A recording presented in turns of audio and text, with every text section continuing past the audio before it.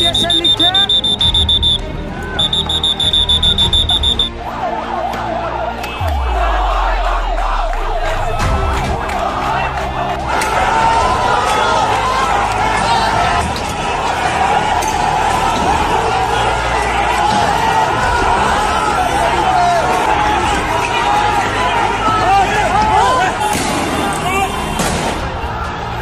জায়গায় বিশৃঙ্খলভাবে তারা পিকেটিং করার চেষ্টা করছে এবং আমরা আমাদের দিক থেকেও আমরা জনগণের জানমালের নিরাপত্তা বজায় রাখার স্বার্থে আইন শৃঙ্খলা স্বাভাবিক রাখার স্বার্থে আমরা কাজ করে যাচ্ছি। 15ই আগস্ট জাতীয় শোক দিবসকে ঘিরে দেশের বিভিন্ন জায়গায় সংঘর্ষের ঘটনা ঘটেছে।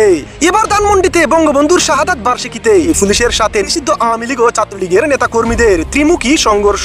14ই আগস্ট রাত থেকেই সতর্ক অবস্থানে ছিল ইউনূস প্রশাসন। এরপর সকালে বিশাল মিছিল বের করে পুলিশের বাধার সম্মুখীন হয় আওয়ামী লীগ ও ছাত্রলীগ। তারপর চলে দাওয়া পাল্টা দাওয়া।